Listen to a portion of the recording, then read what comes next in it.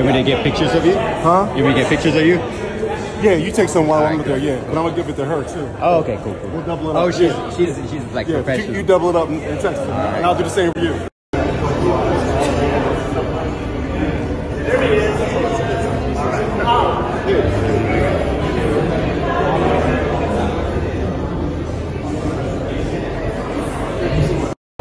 It's recording right now. If you just press that white button. Feeling good. Excited for you. Cool. Thank you.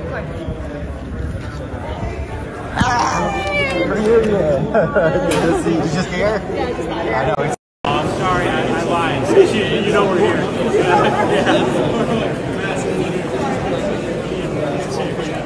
But it was really good. I'm the events manager here at the American Cinematheque, and I want to welcome you to the Cinematheque, to the newly renovated, gorgeous Egyptian theater, and most importantly, to our double feature of Rebel Moon Chapters 1 and 2. Woo! Just a little bit of housekeeping before we get started. I'm going to keep it very quick, but I want to thank all of our staff, our volunteers here at the AC. I want to thank Netflix. I hope you joined them this week at the Egyptian for this ongoing series, The Epic Worlds of Zack Snyder. Anyone come to shows this week? Yeah! Woo! Right on. And most importantly, of course, I want to thank all of our members. I know there are a few of you out there in the audience, and you are truly what makes our year-round programming possible, so thank you so much for being supporters. Another thing we really like to do at the AC is give some love to our projectionists. It is Ben Tucker up in the booth. Yeah! Way up there.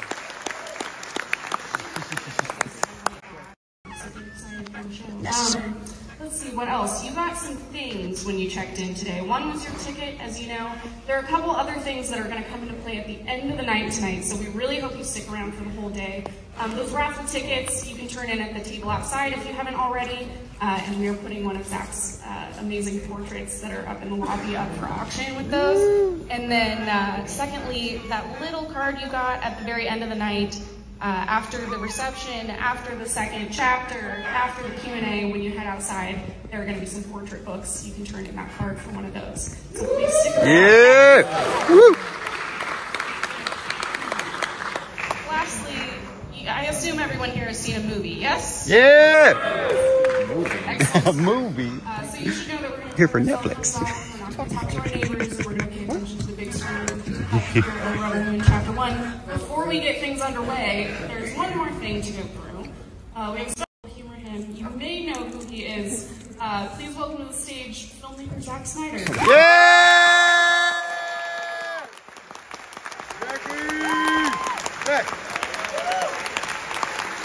Hey guys. Oh, Debbie has the wrong mic. Debbie's coming up too. Yeah! Queen All right, Debbie! guys. This didn't take long to get finished. Well, I'm excited you guys are here to see this. You know, when Shay and I and Kurt sat down and started writing this movie, this is what you're going to see. You know, it was something that we talked about a lot, and I've been talking about for a long time. And we really had an amazing time making the movie. Some of the people who worked on the film are here today, I'm sure. And you know, they blood, sweat, and tears. But we all had a really great time making the movie. It was really fun. And I love working with incredibly talented people and making fun, crazy movies. So this is really, you know, an example of us really just going for it pretty hard. Yeah, so I'm super excited for you guys to see the movie. I'll see you after this movie. You know, we're gonna take a break and have something to eat, I guess. There's some food trucks and stuff. Is that right? Ooh. Yeah, and so I'll see that. After that, then we show the next movie, and then we will sit down and talk about it a little bit. Woo! Nice. Surprise.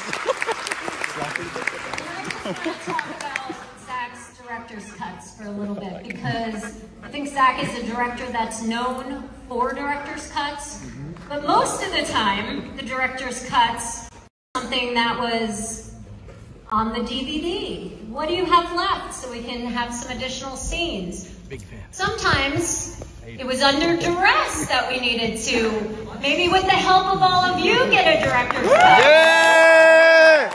Woo! But in this instance, it was very unique because when we first came to Netflix, they knew that Zack was known for his director's cuts, that they were edgier and harder and longer. But there's also a financial aspect to all of this, and there's also a larger audience in the stories we wanted to tell. I wanted my kids to be able to come see these movies. So we made this arrangement with them, and it was that actually Scott Stuber said to us, what if you get to do both? What if we can do something that like our kids can see, and what if we can do something with the fans and the hardcore fans are expecting from you, but we plan for it? Kind of how this came about, and it was like the best possible scenario because we were able to shoot it all at the same time. We were able, post was a little hard because we were finishing 4 unique movies at the same time.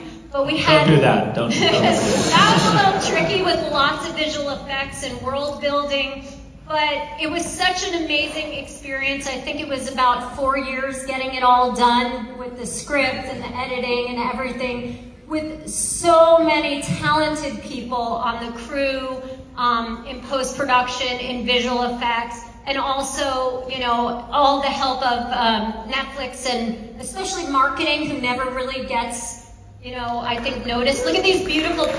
Yeah! Marketing! It's really been this amazing effort of so many people to get here today, and also we wouldn't be here without all of you. So thank you for coming. Thank you for us. The last thing I'll say is that obviously you all know that AFSP is something that's very important to us. Raising awareness for mental health, especially now, you know, after the pandemic, our industry has had many strikes and, you know, people have been out of work. Like, we need mental health. We need to be talking about this. We need to be raising awareness. So this isn't something that's in the dark anymore. So all those beautiful photos, you're gonna get the book at the end, are all for auction benefiting AFSP. And there's no minimum, it's for charity, so please bid on them. They're beautiful, and like, spread the word, and you know, it's okay to talk about this topic. It shouldn't be in the dark anymore. So thank you for being here. And enjoy the day. Yeah! And enjoy the day. Yeah! All right, thank you, Debbie. That's amazing. And I guess it's time to show the movie. So, guys, sit back, relax, and enjoy Rebel Moon, Part 1. And also, do we have, oh no, we'll talk about it later. Okay.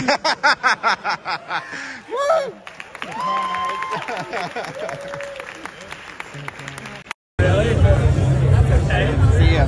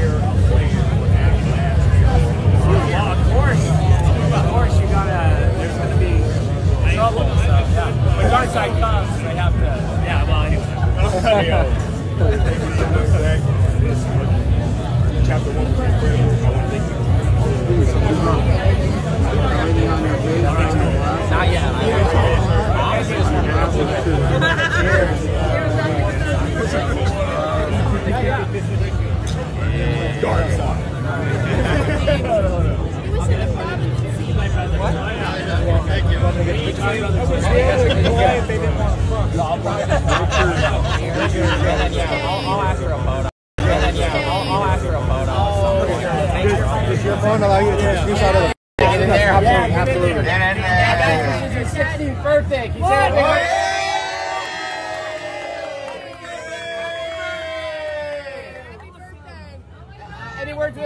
16-year-old who loves your movies? Just go make some movies. Thank you so much. Happy birthday! I took ticket. Oh, the ticket. Oh, yeah. Sorry, I'm behind. I'm sorry. Dad's good. Here you go, sign the box. Bring the box too.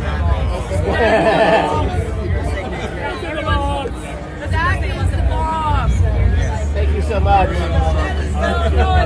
Okay, happy birthday. All the best. Thank you. Thank you for the help. Thanks, everyone.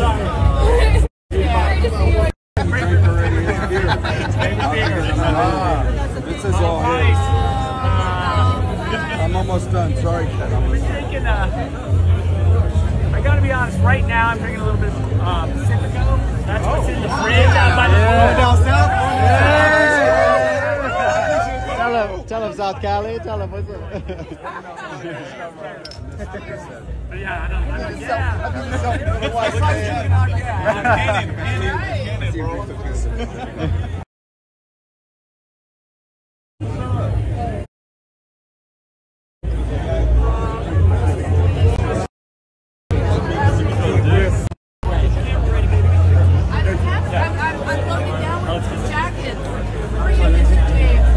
What's that?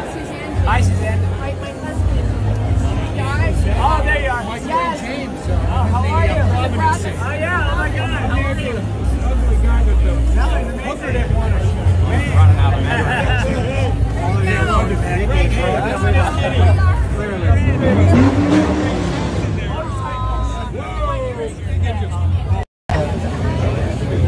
Yeah, quick. It's going to happen like that. Cheers, Zach. Quick question. Have you seen Henry in Deadpool? What do you think? He's cool. Yeah, did you see He looks great. Right? It's legit great. Spoilers. Cheers, one more. Cheers, Zach. Right here. Oh, cheers for the video. Yeah, cheers. It's still long, by the way. It's recording. Okay.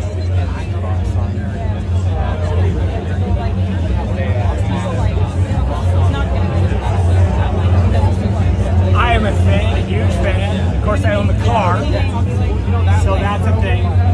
Yeah, sure. So you knew I knew it. I mean, but like, yeah. I mean, it's kind of like a. I would say it's not like an obsession, because I do have an obsession. But I'm a huge fan. Yeah, no, for sure.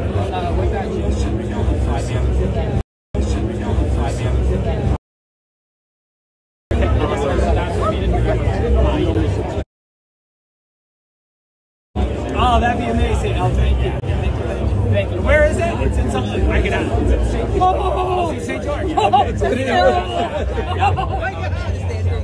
not wrong.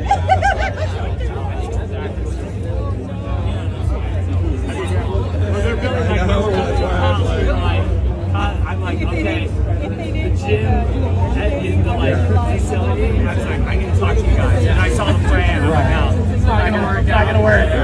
Not gonna work. Cheers. Corona? 3 Coronas? Hey, hold up. I'm about to have me one. What's going on, David? You know what I'm saying? What's going on, bro? Yeah.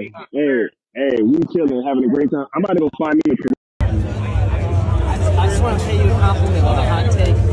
Yes. I feel like we haven't seen epic movies since Lawrence of Arabia. Like, right.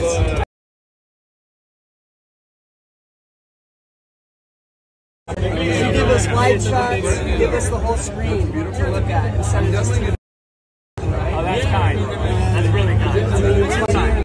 I heard you say Right there. Try not to. This is going to be a tough one. Yeah, sorry. Oh my God. If you can, no worries. How'd you like Austin around your birthday? What's that? How'd you like Austin around your birthday? You were visiting for. Oh no, it's amazing. I love it. Yeah. How long were you there? Austin's cool. I was only there for. Oh, look at Jimmy. I was only there for like 2 days, but it was amazing. Well, I hope you had a great birthday. I'll be back there. Awesome. All right, everyone, we're going to start the movie person. Get in there, get in there.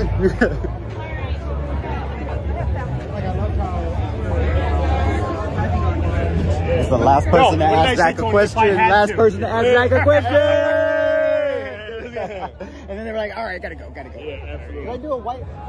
Yeah, that's what I'm doing. How are you feeling, John? Woo-hoo! These people are pouring us up, taking care of us, right? And I feel Right? and I feel. I know we got 3 hours, and I'm feeling really taken care of by you guys. So thank you so much.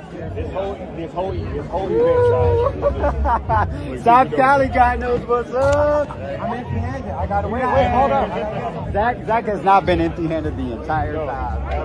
He's smiling. He's having a blast. Look right there. Look at him. Yeah. Living his best life, man. His best life, real. I love that you supported the colors. Yeah, man. Yo, we are here. We're here rocking out, and I appreciate everybody that's been here with these great vibes, man. What are you looking forward to part 2? Man, I know me and you have not seen it. No, I have.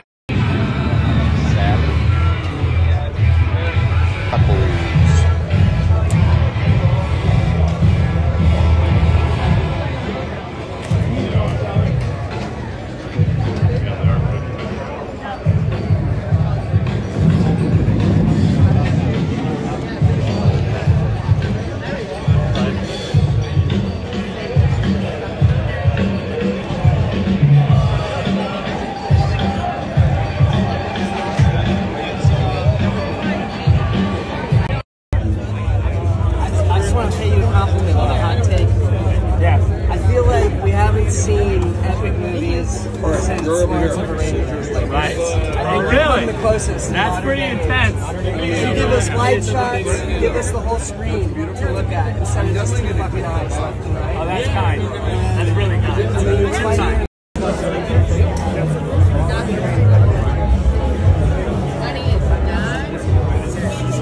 Matt, turn around. Come here. Turn around. No, turn.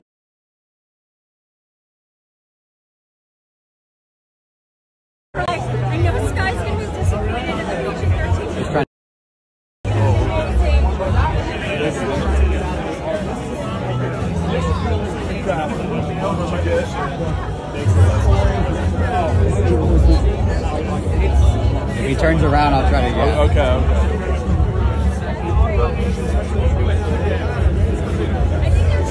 Everyone in. So you guys We gotta start ripping. All right, cheers, guys. All right, thank you. These 3 hats. Sorry, I found in my office.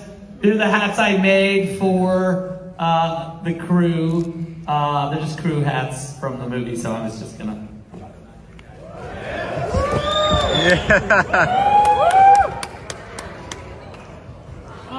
Nice. All right, sorry. Thank you guys for cluttering my office. That's the hat I, by the way, wear every day. So it's my whatever.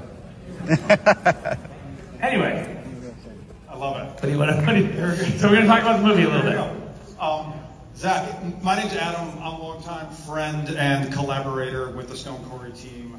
I was one of the architects of the world building kind of behind us, and Zack, Wes, and Debbie were kind enough to ask me to come here and get really nerdy. So let's get it. Get Also, Adam, probably if you have any of the T-shirts we've bought ever or made, Adam probably designed it. So that's how far deep Adam is in the Snyder machine. Woo! Really good, really incredible artist. He also tattooed this on my arm. Tattoo that says Deborah. Yeah! Dawn of the Dead. Yeah, on Dawn of the Dead. I had lunch on Dawn of the Dead. There we go. He tattooed that on me. So that's been a while. Well, Zack, congratulations. You have all 4 films are finally out there in the world. What's it like to be Zack Snyder now?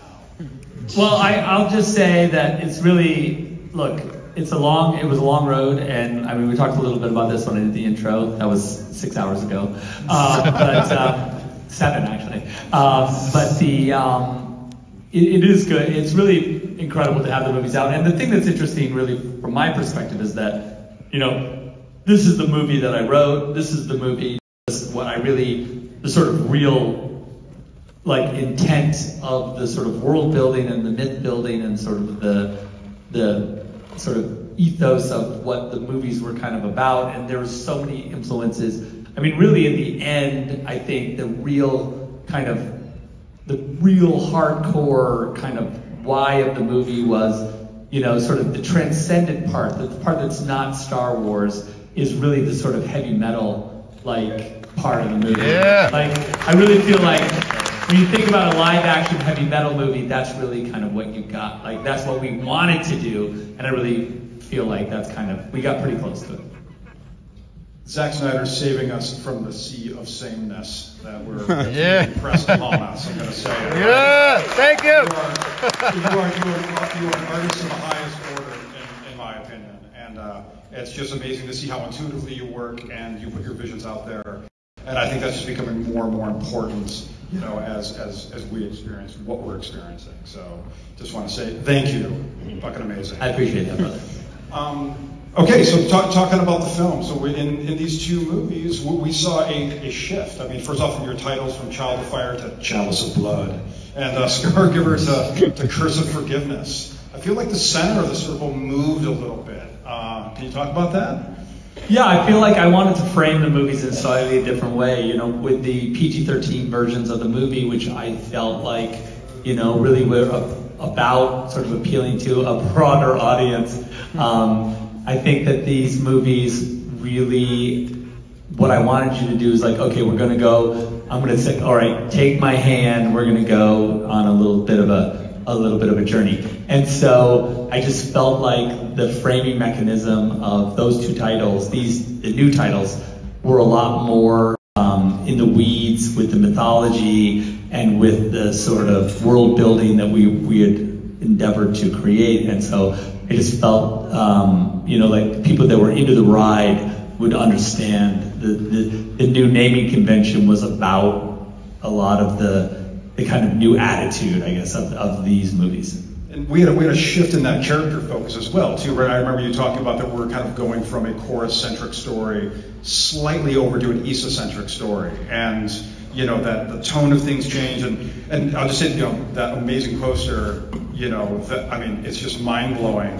Sort of, you know, moving over to Issa and the Isian myth, you know, and all the lore of Motherworld there, right? Like, I mean, we had the wolf and the shimmering skyworm wrapping themselves around her, and all of our symbol sets there. Like, it was a shift. Yeah.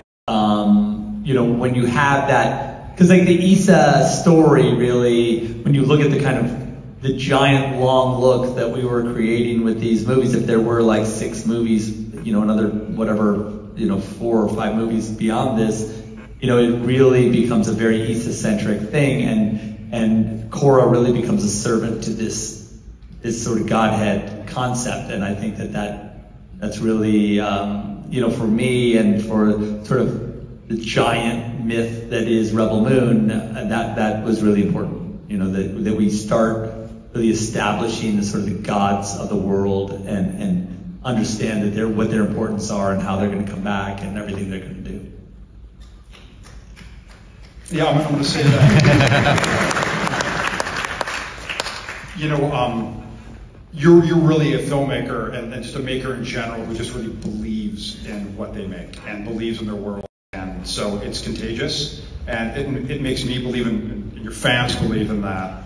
And I remember when I was first tasked to kind of come onto the project, and after I read the script, and I don't think this is unique to this movie, but I mean it's really particular in this movie, is that, you know, you create a universe that has consequences. And I think that that's really interesting, is that, you know, your universe is not neutral, that it's sort of, it sort of inclines towards redemption, you know, if your heroes sort of have the courage enough to kind of act and make it happen, but it sort of wants that to happen. Like there's a good underneath all this amazing fucking heavy metal, you know, craziness and this madness.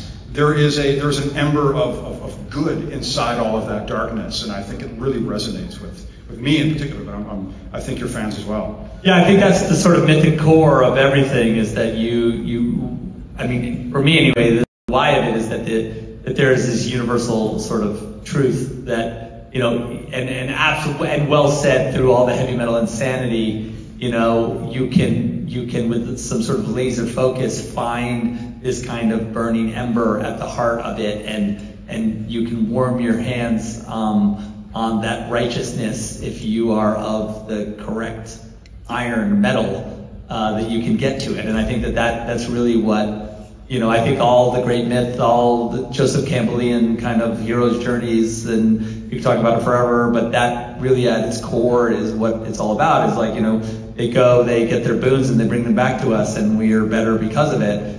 I hope, I mean, maybe. And I think that, you know, I do believe that I love the hopeful part of it. You know, I am a believer in the, you know, I mean, I don't want to say the happy ending necessarily, because I'm not always happy. I do think that, like, on a long enough timeline, there's going to be a happy ending. You know what I mean? Like, and it might be fleeting, but it would be there's a moment where we can kind of be redeemed. I believe in that redemption sort of story. I like that. Yeah, and I love that your characters believe it or learn to believe it as well, too, right? And the path there isn't about belief, but it's by action. And I think that's just, you know, an epic action at that, right? I mean, I think that's just awesome. Yeah, it's like trial through fire, you know, like they have to, like, there's a crucible of blood and fire, and when they come out the other side, hopefully they're better, or they believe at least, you know. Maybe they haven't achieved it, but they think they see a way, you know.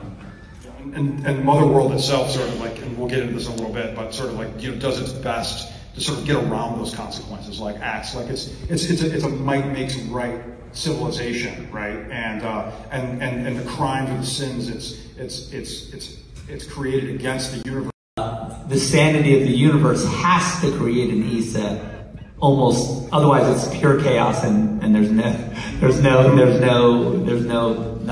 redemption or anything. So to my myth-making mind, the crimes of the Mother World always will be answered by an Issa at some point, you know. So that's just cool. That's just cool. Yeah, and you had said chaos, and just because we're getting deep in this, it was something that was always in the back of my mind, of that this is sort of a struggle of law and chaos. I mean, got my Michael Moorcock on, you know, and it just sort of like it seemed to rhyme with that in a lot of really interesting ways. Yeah, no, absolutely. And I think that, like, you know, the story of the Mother World, you know, in the end, is they have this pretend order that they superimpose over every single thing that they come across, you know.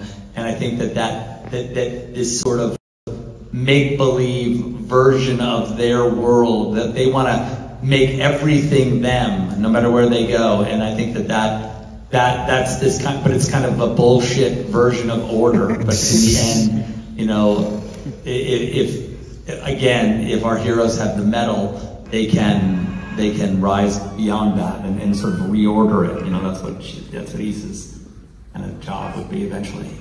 I love that. Yeah, that sort of unification by force. You know, that they're smothering and make it small and simplify, right? And even that was sort of behind the design of the alphabet, and right, and their symbol sets, about making things geometric, simplifying the language down to as few characters as possible while maintaining English. You know, that sort of thing. Kind of, again, just crushing things down to control it, like that sort of. Yeah, Adam designed all the fonts for the Mother World, and when we were talking about what they should be, we had a lot of these conversations about, like, make sure, because there's an ancient version of the sort of Imperium writing, which is like a little more scripty and a little more beautiful and elongated. But then as we get closer to this version of the Mother World's forces, they get more and more like simplified and boxy and square, like more, they're trying to make order out of chaos, and you know, and the script kind of tells that story. So it's really, we tried to do that in every way. Like when we were working on the movie, like all aspects of design whether it be the costumes or even the sets and everything, you know, we would always have these philosophical conversations about, like, can we superimpose another story on top of the design story that you see, sort of the aesthetic of what, you know, okay, the guy's got to dress like this in order to, like, you know, we can't have him naked, you know, you start there. And I think that, like, you know, but then you say, like, oh, this would be a cool uniform, and then, like, you say, okay, but now that we have a cool uniform, how do you deconstruct it and superimpose onto it these kinds of little stories so that every little design element of the movie tells a greater story about, like, the world, you know? And I think that was fun. For me, it was super fun to kind of do that because when you're creating something like this from scratch and you don't get anything for free, you know, like, there's no location that you can go shoot at. You always, now you have to think about all those things all the time, you know, as far as, you know, what does this say? What does that mean? You know, and that's a fun part of making the movie.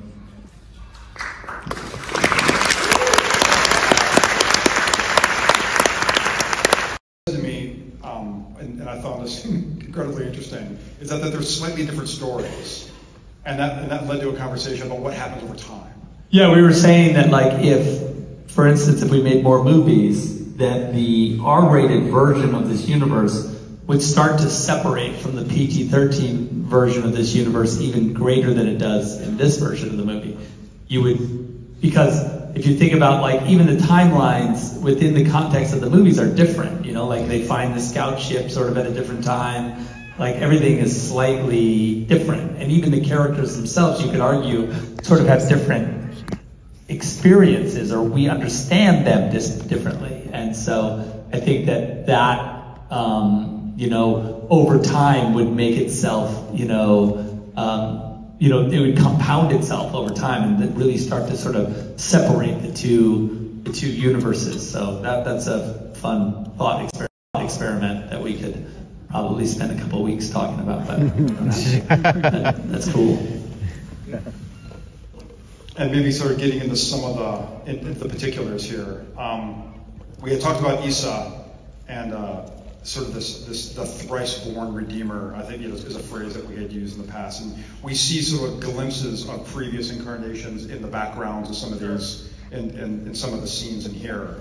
And I don't want to talk too much about that, but it's kind of interesting. Well, yeah, there's that cool painting where she's blowing the giants up, you know, because we have there's this whole mythic battle that happened sort of in an ancient time on the Mother World, where there are giants that walked the planet, I guess, is the Earth, you want to say, but it's not really the Earth. I guess it's Earth.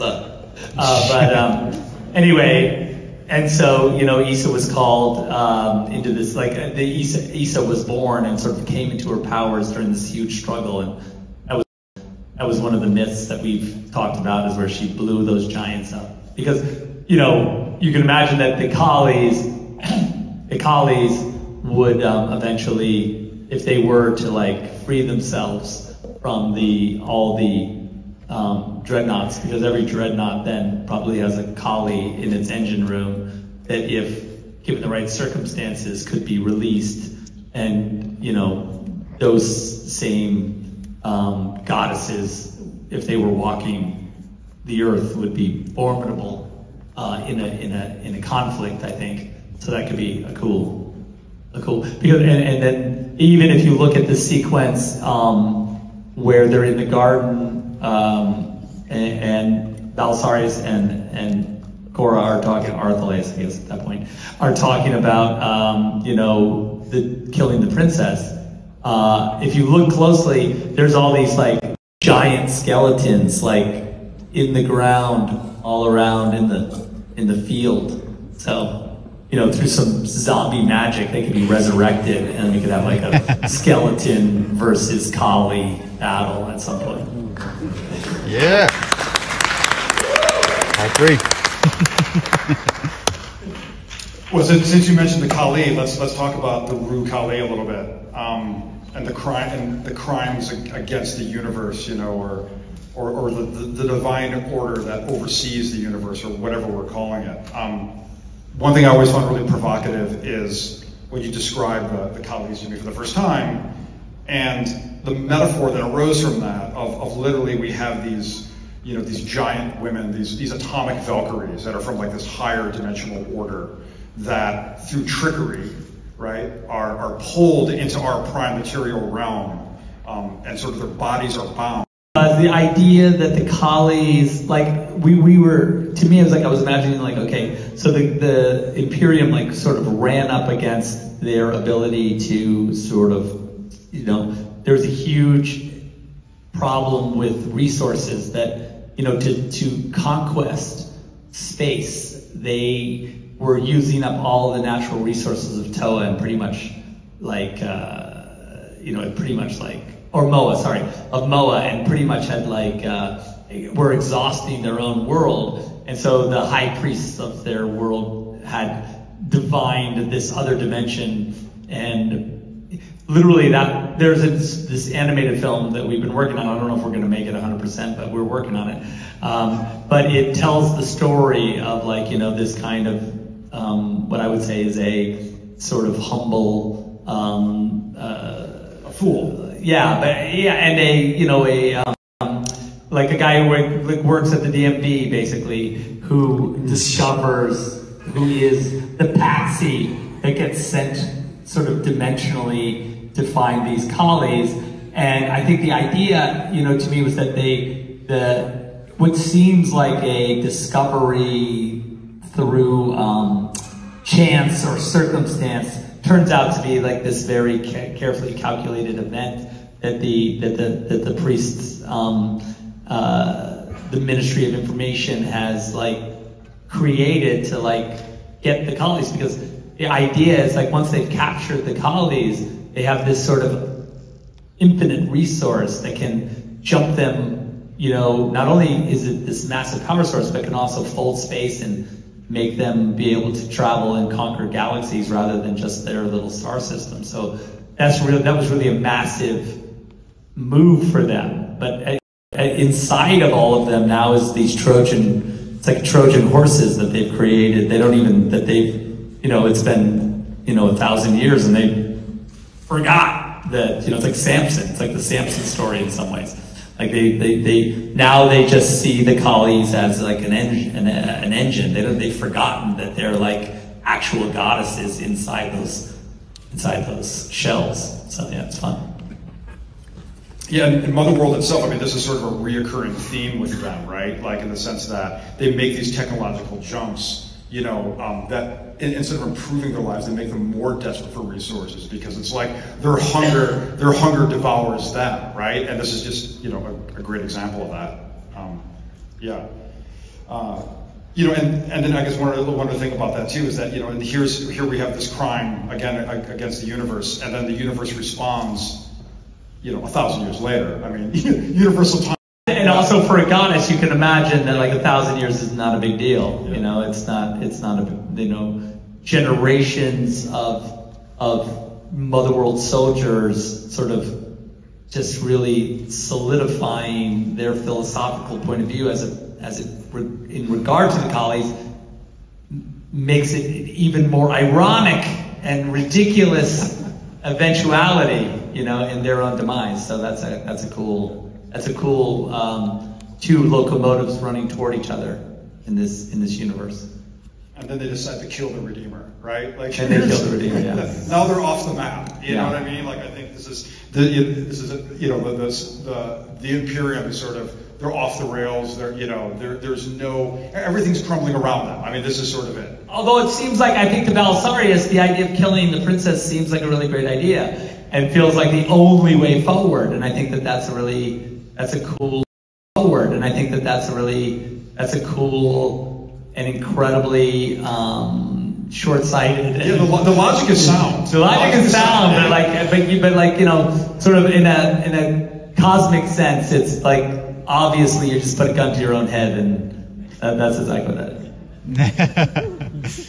All right, I want to talk a little bit about Toa, the first 20 minutes of the director's cut. Sure. You know, well, one it sort of rhymes with this idea, you know, that this might makes right. It's so Roman and biblical, right? And it feels like end times, and just based on what we were just talking about, not only end times for Toa, but also, you know, a civilization that does this to other civilizations can't last. You know, that this is like they're turning the universe into a literal hellscape. And this is the first scene where we meet the priests. Congrats on Rebel Moon.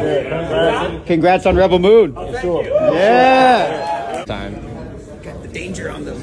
Yes. Danger behind the camera, making his film debut on Josh's channel. Good to see you, man. How are you feeling today? I'm feeling pretty good. With this and also Feeling good.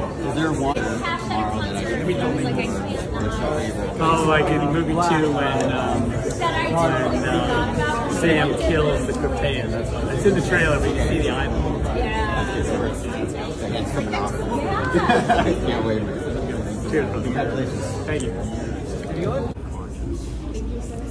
Nice to meet you. You just take a picture with it. I forgot to grab a picture. Oh, jeez. Sorry about that. Yeah. How's that? Feeling good. Feeling good. Excited for you.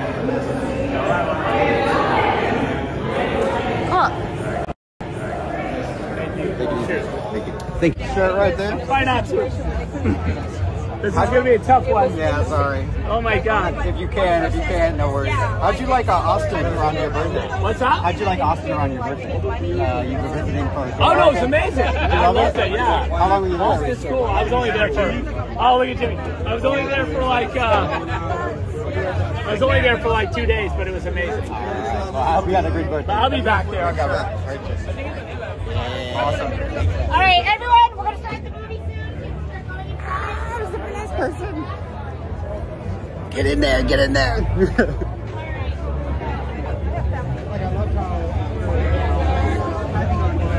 It's the last person to ask Zach a question. Last person to ask Zach a question. And then they were like, all right, gotta go. Yeah, absolutely. Can I do a white? Yeah, that's what I'm doing. How are you feeling, John? These people are pouring us up, taking care of us. Right? And I know, we got 3 hours. And I'm feeling really taken care of by you guys. South Cali guy knows what's up. Zach has not been empty-handed the entire time. He's smiling, he's having a blast. Look, right there, look at him. In this mosaic. But does that sound cool? I don't know. Yeah. Yeah, that's like what this is what it sounds like.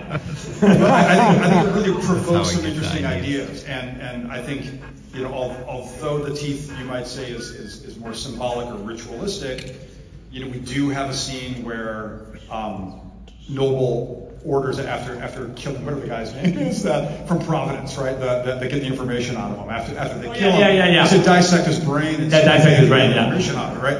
So we have that. And we'll touch here in a minute. We'll talk more about Oracle Steel in a minute. But we have this idea that, and I'm going to even throw like sort of the bloodline as well into this, is that substance, especially biological substance, is not only a principle, but holds memory or certain kinds of information that is indeed extractable.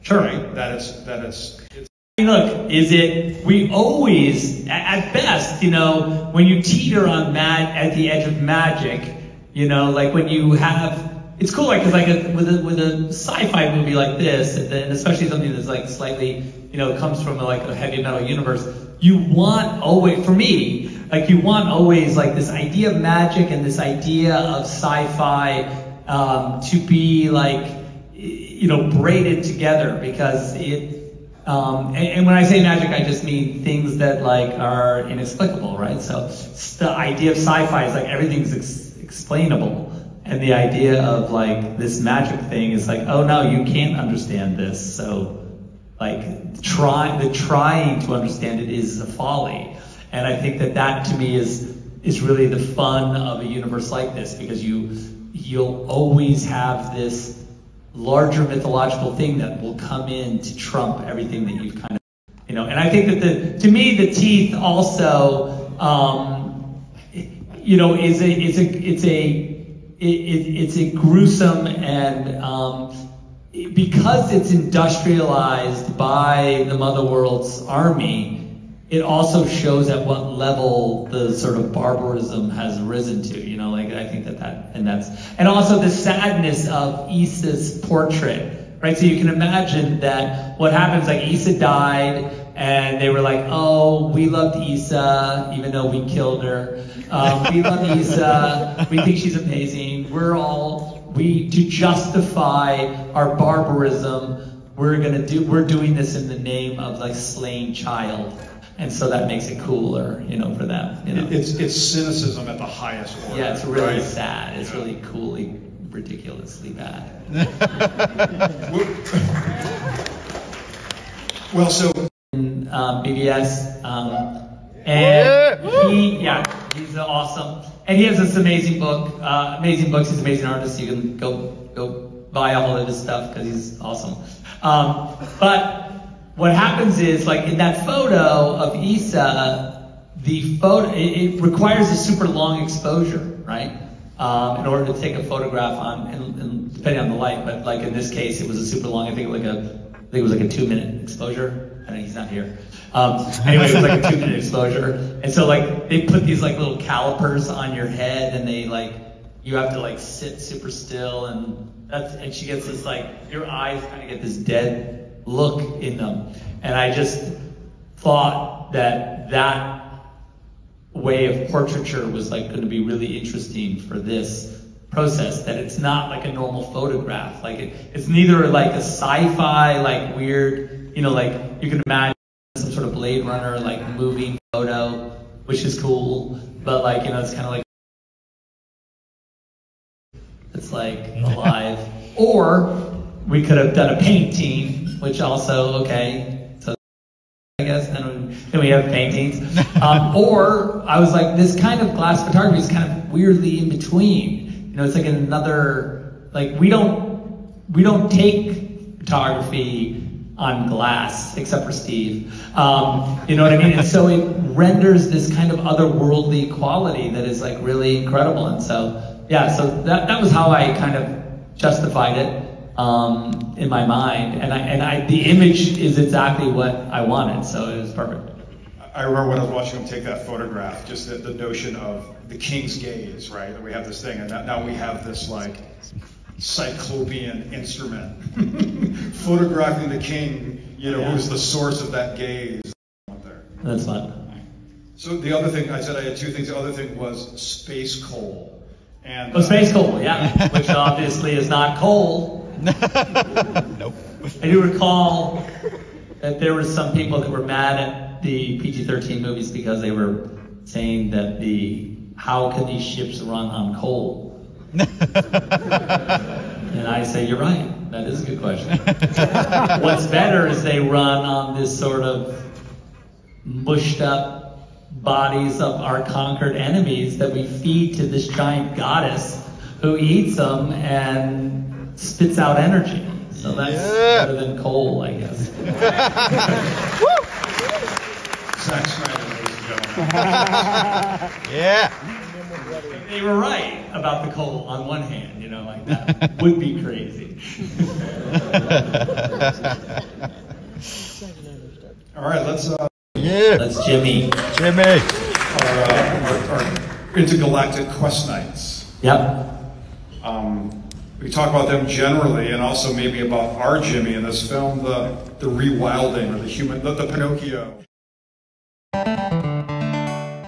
that he finds himself on. I mean, one thing that I find really interesting is just this connection, and I know I've talked ad nauseum to you about this, but you know, this relationship that Jimmy has with Sam.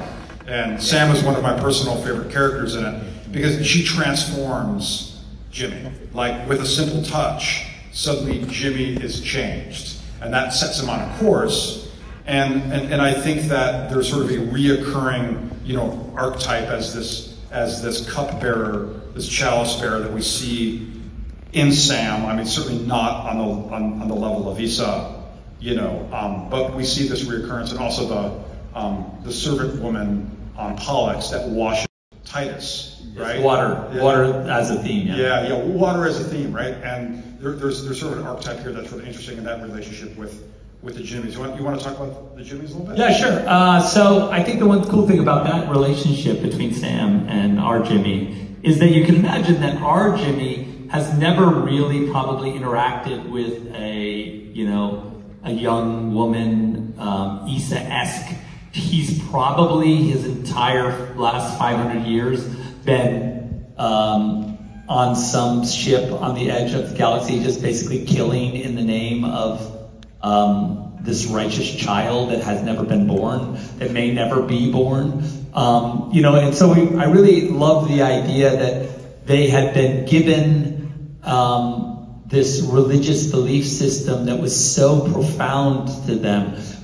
And if you're listening to the podcast, you'll understand. But like how it was given to them, it was given to them so perfectly that they kind of understood a version of love or of sort of religious fervor.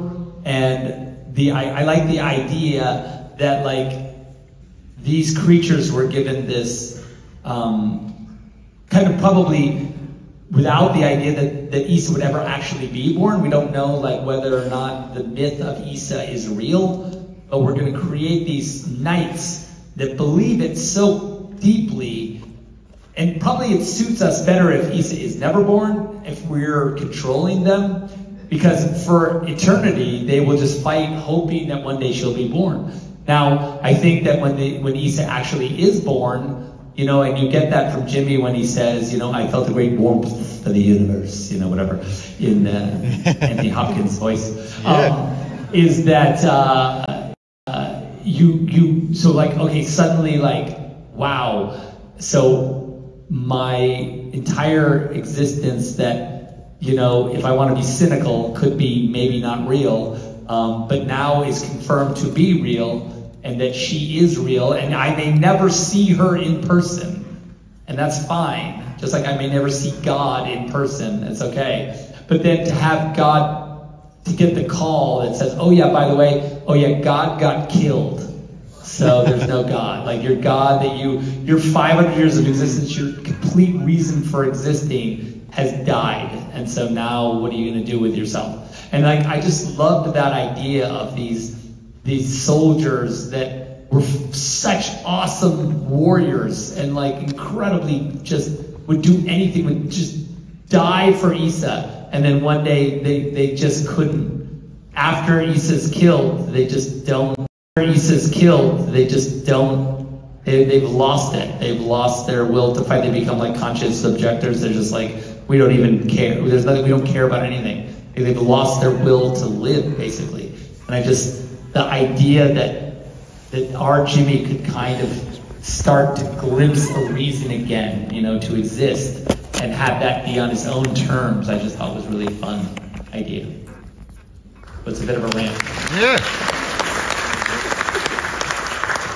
You would often refer to their poet's heart, right? And how ironic that it's the robot's heart that is broken, right? I mean, yeah, and that they are really like these beautiful poets, that they really have this kind of, when they were made as these beautiful objects, but with the idea that, like I said, I just like the idea that the actual Issa being born was a thing that nobody, like, it's like saying, like, oh, I'm going to design a creature that loves Santa Claus more than any.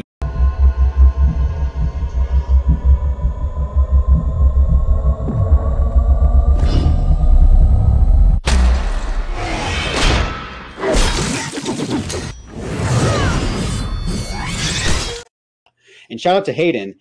He's in the wrong universe, apparently, because a lot of people were thinking Robert Pattinson was at Zack Snyder's Justice League. You don't know, Hayden always gets mistaken for Robert Pattinson.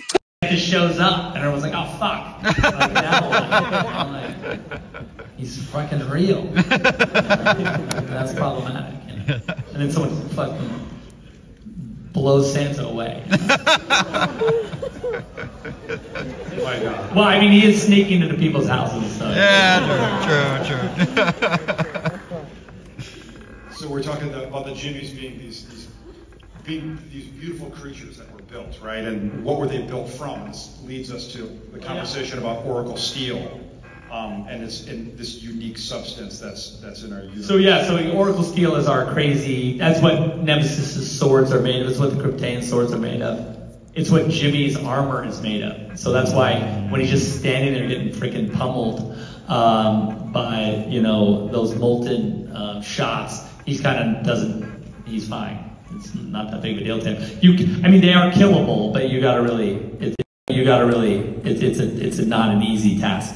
So, you know, but the idea that the Oracle Steel has memory, it has, you know, it's a mystical substance that, you know, I think there's a really magical and deep dive to the idea that their skin, their metal skin is of a magical substance that we have yet to discover. No? Yeah, and bringing that to Nemesis and her swords and gauntlets. I remember you saying that, again, very, very provocative, saying that Nemesis herself was not a sword fighter prior to her donning the gauntlets. Yeah, and that the gauntlets, I think she says, you know, that the gauntlets basically taught her, you know, it's like all the knowledge of like past generations, because, you know, like she says that, you know, generations before hers, there was a martial society, but now they had become peaceful, and that she didn't know anything about. She never killed anybody. She didn't know anything about that. And then she cut her arms off and put those gauntlets on. The gauntlets, like, you know, she basically downloaded Neo style. How do you fight? Kind of. I know kung fu now. And it might not download the same information to different people. Oh yeah, that's cool. It's conversation. Yeah, absolutely, absolutely. Yeah, it's what are you good at? What do you have an aptitude toward? I'd probably be like a gardener or something. A potter. A potter, for sure. Yeah. And so we have the same substance with the Kryptean sword as well, but they've sort of altered this, right? They have a different relationship. Correct, correct. And I think that was the thing that we tried to do sort of symbolically. If you look at the Kryptean swords, is they have like a little motor on them, attached to them. It fires them up, where Nemesis are turned on by her own hands, like, well, her now hands. But she wills them on and off. You know, it's her, some kind of, you know. And meanwhile, like, the Krypteans have to push a button, which is so sad for them, to turn on their swords, which is just really pathetic and loserish. And we've played this idea that hasn't always been the case with the Krypteans. It's sort of like as the relationship with the Mother World. The closer they've gotten to the Mother World, the further away they've gotten from their relationship to that. Yeah, to the Oracle Steel. Yeah. And that was once a spiritual connection. And that the Krypteans were also. What's that? Oh, you wanted some audience questions? Yeah.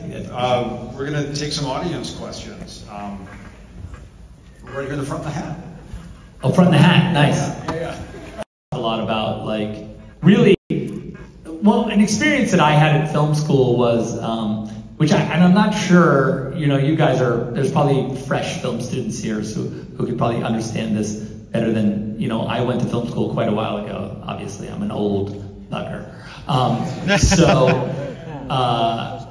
But when I was in film school, like, some of my favorite stuff that I did was the Super 8 classes that I had, you know, where we would shoot Super 8. And now philosophically, the thing about Super 8 that's really interesting is that when you shoot a Super 8 film, you know instinctively that film is not the movie. That's not the one that's gonna be your greatest film, right? Because you're like, it's Super 8, it can only go so far, right? I'd have to shoot it again at 35 if I was to, like, if it was a masterpiece. If this Super 8 film I'm working on right now is a masterpiece, I'd have to shoot it again at 35. I never thought of that. But you could. And so my point is that, like, I wonder that in film school right now, because, like, anyone can get a red camera, I would say that an average film student's access to the same gear that I shot this movie with is real, right? Like, getting a red camera and some Zeiss high speeds is not crazy. That's not a crazy thing. Like, you know, You could call me up and be like, oh, I got the camera. Should we shoot? So, but the problem is with that is that camera can make you think like, oh shit, this might be the movie. This might be the movie that makes, you know, this might be the masterpiece. Fuck, I gotta be careful. And you can choke yourself, as a film student, you can choke yourself out because you can't just let it be a movie. You can't just let it be exercise. You can't let it be practice. You know what I mean? Because there's a chance. It's awesome. And the gear makes you think it's that. So I really wondered about, and the conversation we've had about is like, is there a way, is there a format that's not this, that's in between, that allows film students to like really exercise more and make more films and practice? Because I got a lot of practice.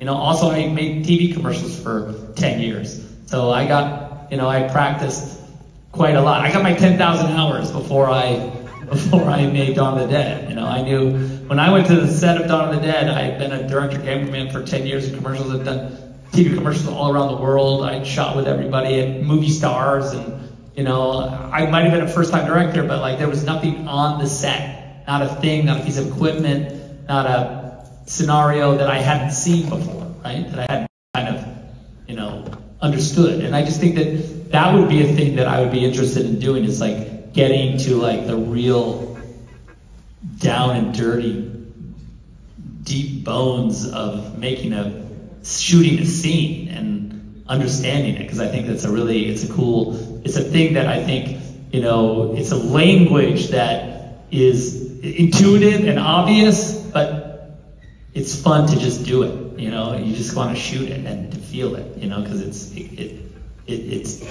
once you're in the language of it, it's a really, you like, oh, I see. Like a lot of things become obvious. And I think that comes also with a relaxed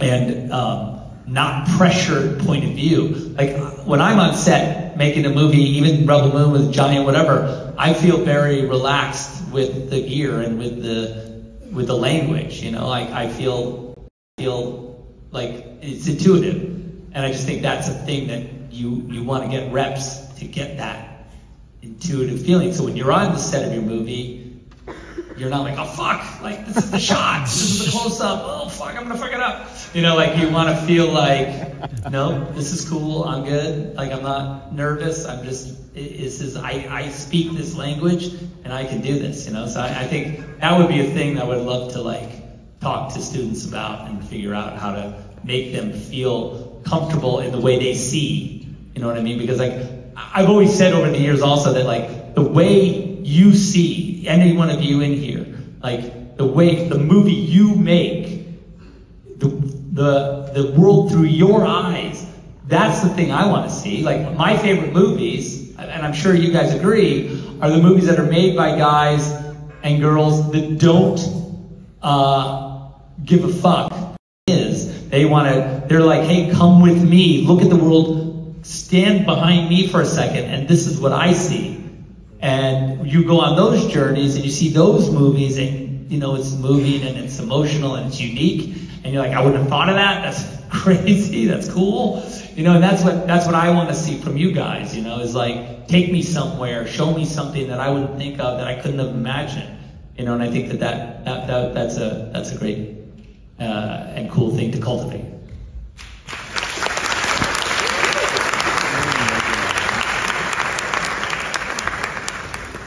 Got the overcoat? No. Got a mic for you. Oh. Yeah, thank you. I did want to ask that, well, a big thing. I know this may not be part of the Rebel Moon, but I do want to ask that, was Bane during BBS? It's a good question. Where was Bane during BBS? That's the question.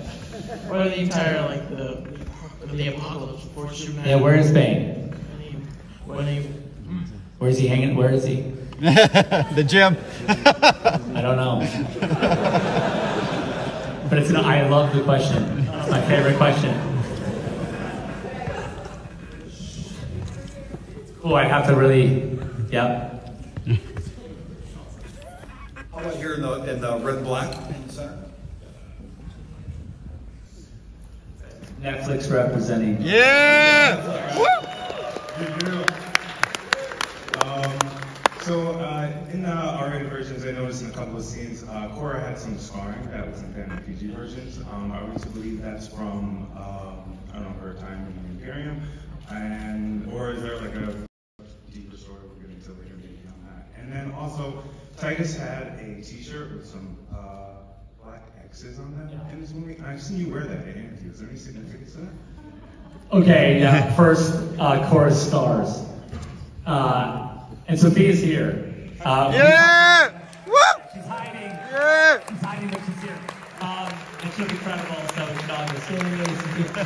Anyway, yeah, so the scars were a couple things. Yes, her time as a warrior, as a soldier, like, and that she was deep in it, and, you know, it was that, you know, the sacrifices that she made. Also, the crash, in her escape from escaping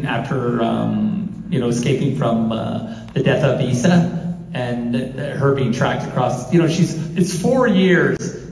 4 years. The timeline is 4 years from the death of Issa to when they show up on Velt, the Imperium. So there was 2 years where she was kind of knocking around the galaxy that we don't see. That's, you know, the Issa Chronicles, whatever, or the Kora Chronicles, call them whatever you want to. Anyway, that where she was like, you know, escaping hawkshaws and bounty hunters and whatever, and then she ends up on Velt, right?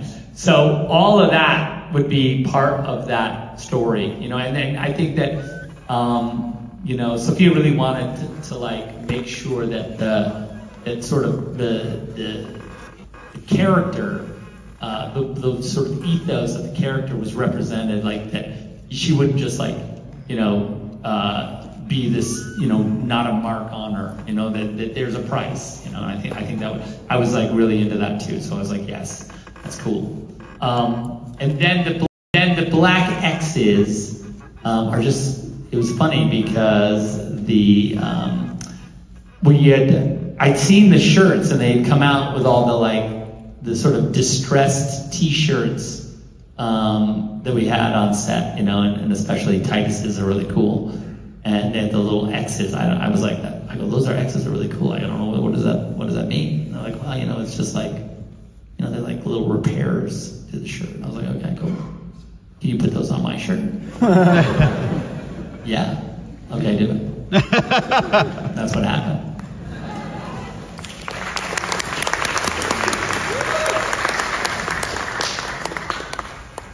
How about way up there in the back of the gray shirt? Yeah, right there, yeah. What I've always enjoyed, and I think many of your fans enjoy, is the close. And I do effort to, I'm a student of lighting, and so that, the way the masters, I'm a huge fan of like window light, I'm a huge fan of top light, I'm a huge fan of like, you know, even just the scene with like, where Titus is getting washed, you know, is very much like, you can imagine it's just very much, it's like a skylight kind of lit scene, you know, and it's very sort of classical in its construction. And so, yeah, for me, and because I draw, and it's my hope anyway that, you know, as I'm sort of conceiving, whether it be a scene or the sort of palette of the movie, I do try as best I can to, you know, constantly keep my eye on the ball of like, what is the sort of design aesthetic, illustrative design aesthetic of this scene or that scene, and how do they connect? And the truth is, on a movie like this, it becomes, at first, in the early stages, sure, there's plenty of reference, you know, actual paintings that I'm like going, yeah, this, that, this. And then what happens is it becomes this sort of ecosystem of its own where it like begins to reference itself, which I think is kind of the ideal situation for a movie like this, is because like even like if you look at, there's 2 movies, so it's 6 hours of shot making, where you start to like, or like from, you know, a mythological standpoint, you're like, oh yeah, that reminds me of this, which is actually a scene in the movie from earlier, you know. Like, and I think that that is the ideal scenario, because you then start this kind of closed loop ecosystem where even from a design standpoint, where you start to like really create your own world. But there's always underpinnings of like those original, you know, references that I, you know, that I've kind of loved, you know, Tiepolo. The list is probably endless, you know, of painters and artists that I, you know, even, you know, Wyeth we talked about, and it's everything, you know. So yeah. What's that? Yeah, I mean, sometimes, I mean, like, you know, we'll have some, because I'll be drawing, and then, like, you know, if Jared is doing a painting, you know, and I'll be like, we'll talk about it, and then he'll show me a painting that he did that's really awesome, and I'll be like, oh yeah, that's cool, that makes me think of this, and then, you know, so it's always, it is a constant conversation, you know, between like the concept artists, my storyboards, the production designer, you know, there's like this kind of, echo chamber that is good in a good way. So yeah, it doesn't feel like a lot of effort, you know, and I'll say it feels really natural. Like I have strong women in my life, and they're very powerful. Debbie, as you know, is literally Wonder Woman for me. Yeah. And so, and you know, and I have amazing daughters, and I had an incredible mother who was unbelievably eccentric and powerful.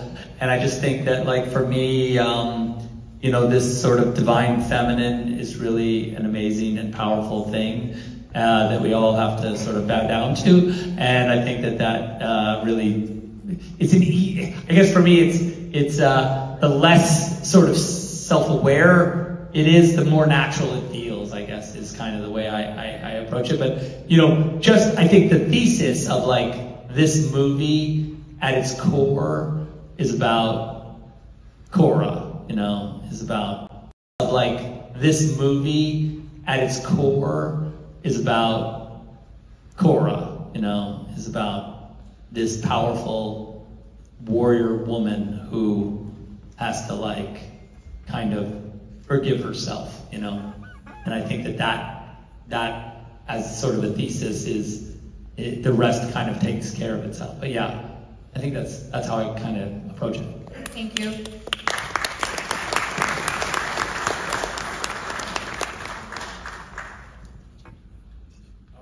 DJ?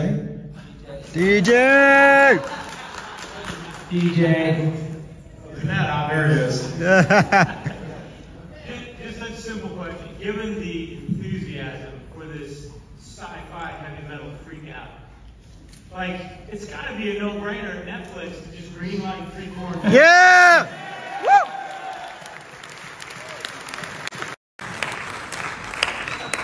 Yeah. I'm not in charge of that. You know? I just do that, and then they tell me. So, yeah, from your lips to God's ears, I guess, is how that goes.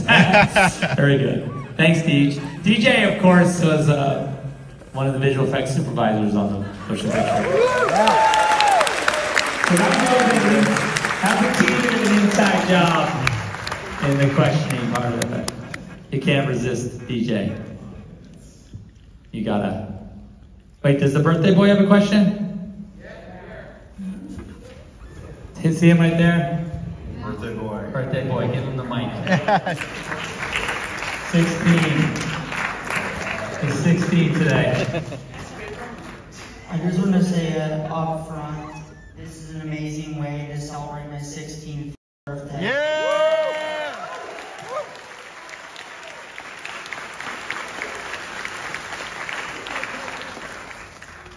So, how did you get the courage to make the Zack Snyder's Justice League after, of course, the theatrical cut was, well, we all know. That's a great question. I would say that Yeah, it was a daunting thing. It was like I was at this crossroads. I wasn't sure the movie would ever happen. As far as, you know, I had this weird piece of faith. You know, it's funny because DJ was there at the beginning, like, or at the end, I guess. The end was the beginning. But like, where I just kind of was like, you know, there was that time when we had to cut, and DJ was like, you gotta just, that was the whole joke about us leaving it on a hard drive in a bathroom in the Hong Kong airport. You know, there was this whole kind of like, you gotta just do it because it's never gonna come out. The movie's never gonna come out. Like, that's it, it's dead. Like, that was our conversations we would have. And I said, you know, I don't know, I got this weird feeling. I don't know, call me crazy, but I think there's, you know what, let's just see what happens in 5 years or whatever. And, what's that? Yeah, who knows? Exactly, who knows? And so, you know, cut to, you know, we had all kind of, you know, sort of moved on in our minds, but not in our hearts. And so there was always this kind of like drumbeat that the fans kept going. Like, it was almost like the fans didn't like let it go, you know? And I think that because the fans were not going to they didn't let it go. And so the fans would let it go. And so it kept making me go like, like, is that a thing we should do? And then, you know, and I just think that then the planets aligned, and we found ourselves in a position where we could at least approach the powers that be and say, like, look, this is a good idea, and like the fans clearly want it, and I know how to do it, and like just let us do it. And, you know, surprise, surprise, they were like, okay. And I was like, what? So yeah, so the courage came from, you know, the fans, and sort of the heart came from us, and the rest is history. I also like your Risky Business t-shirt. I feel like that's a very appropriate shirt to be watching this movie wearing. Kind of like a weird, there's a symbiotic relationship between risky business. Stanford could use a guy like Joel. I know that. And I believe we have a raffle. I think that was a raffle. Raffle. We're gonna find out who wins the picture. Yeah. A big picture. Oh yeah, guys, and also bid on the rest of them. I think there's like one bid on all the pictures. Someone's gonna get it for like $1, which is fine, I guess. On one hand, I don't care. So I'm going to draw it, and then Adam's going to read it. Oh, I'm going to read it. Yeah, because you know I can't read. I'm dyslexic. You're like, who's that? There it is. Okay. This is for the Zack Snyder, Jenna Malone. Zack Snyder, Jenna Malone. You've seen it out there. It's cool. Cool picture. It's the only one in the world that exists. I'm just reading numbers off this. Is that what I'm doing? Okay. Oh, you guys got to match the number? Jesus, this is really complicated. Got the card, their ticket out. We thought, okay, so I made, here, give me one of those and I'll show you. Okay, so when we made the movie, you guys know, I don't know if you're familiar with this, but what happened was I made these anamorphic lenses to make this movie. We built them from scratch, okay? Basically what happened was there are these lenses, these Japanese lenses called Cinevision, which are these Japanese anamorphic lenses built in the 60s and 70s. And I got a hold of 2 sets of those old lenses. And then what we did with Zero Optic, which is this incredible company that built the lenses also for Army of the Dead, we got together and I said, okay, I'm crazy, but what I want to do is I want to take the Noctilux and Summilux series of Leica lenses. If you're familiar with those, they're really beautiful range-finding lenses. What they don't have, what Leica doesn't have, is an anamorphic lens. So we took those lenses and we we attached, you say glued, but it's not glued. You attached those lenses to the anamorphic fronts of those things. And so we created these things called noctoscope lenses, completely fake, but not fake because you just saw them. and the 50 mil is a 0.95. Talk about fucking fast, right? Yeah. So now we have a few of these, so I made these for the camera department. They're little skateboard decks. They're signed, and they're one of a kind. They don't exist anywhere, but we're gonna also, we thought we'd just give out these as well. We got 5 of them. You want to five of them. Let's boogie. Go. Okay. Pull them tickets out. Here, I'll pull one too. Okay, here we are. 60. My glasses, fuck. 6060546. Blah, blah, blah, blah. No, I can't do it. Oh, yes! That's cool. Just wait for no one to say anything and be like, it's me. No. All right, next one, 6060801. There'll be a photo of that for sure. 6060801. I love that one. Good one. It's a great one. 6060938. Woo! Right. They're dropping like flies. Two more. These are attached. No, that's not cool. Make it attached. There's one. All right, 6060721. Nice.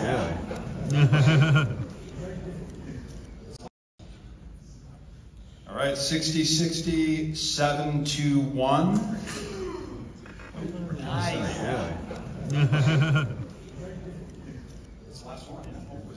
Is that it? Was that it? Oh no, Wes has got one more. You got one more? Okay. You scared me, Wes. I was like, I'm trying to save myself another trip. Okay, that's 60677.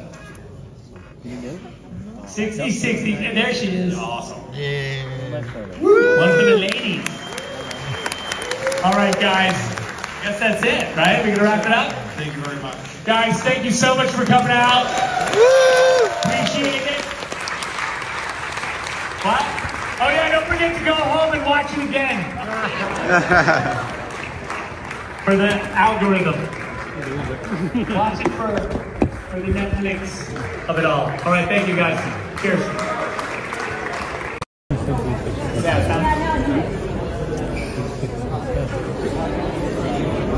This way. Go this way. This is the best time. Sophia.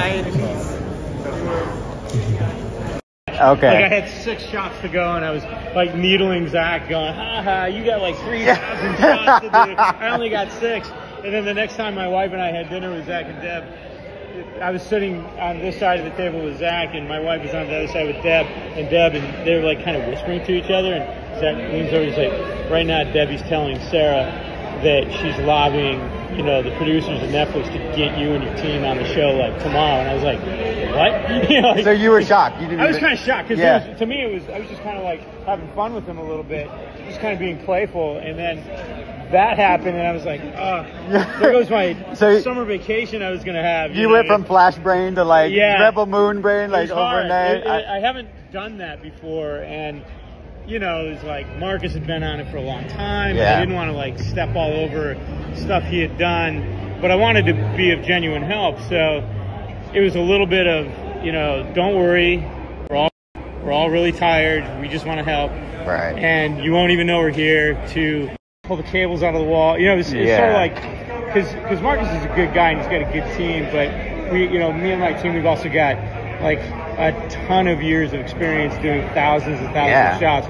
So, we were able to upgrade their infrastructure, and then I went in and saw a few things that, like, Zach likes to talk about his lenses, and I went and ripped all that shit off, all the space shots. You love ribbing them. You love ribbing them. I just told him, I said, I'm going to do the space shots this way because they all look small. Yeah. And you do the lens that you like, and Marcus was like, well, if you can convince him, and it was just a conversation. I love y'all's rapport. Y'all's working relationship is so good, man. Fun. Yeah. It's so fun. And I actually love the Flash. I know I didn't get like great critical. I loved it. Where's mine? Oh wait, there's my friend Adam. Is that Adam? Yeah. Can I go a picture with you?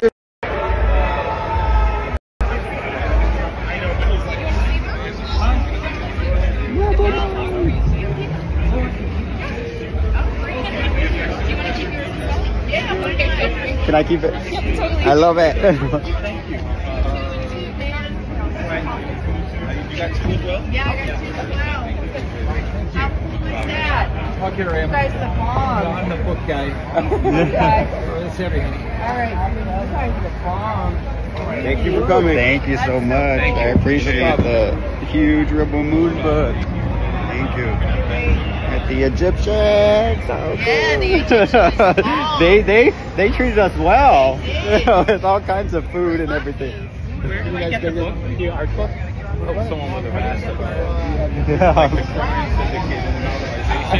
Oh, yeah. What Noble went to at the theater with someone would have brought that up. I feel like that question probably would have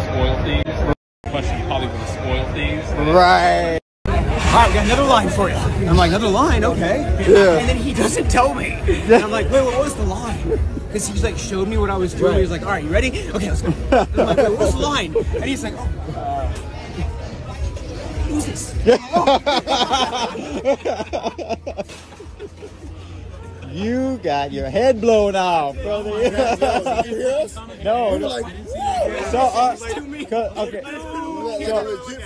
So when we were in line, for part 2, Brett like said something. He was like, "Oh yeah, the scene I'm in, like there was someone else there," but I shouldn't have said that. And I was like, "What?" And so I kind of when I was like part 2, and I was like when it was starting to come, I was like, "You got your head blown off by Sofia Boutella." That was your head bashed into the thing. I was like, that's gonna happen. Oh God. Alright, what am I supposed to do?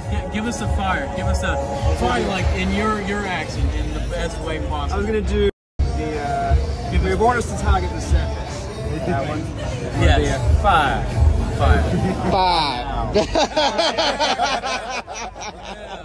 I love it. It's a little bit of like German, a little bit of like German, British. It's something. I was telling him to be more the glee on his face when he was getting ready to fire at the last one, part 2. He was like, yeah, that's smart. Yeah. That's what I told him. I was like, you need to stop like taking pleasure. There's too many bombs going off. They're already dead. Like you're over here like that Simpsons meme. They're dead already. He's dead already. I was like, I kept on telling him the whole time. I saw you in the back.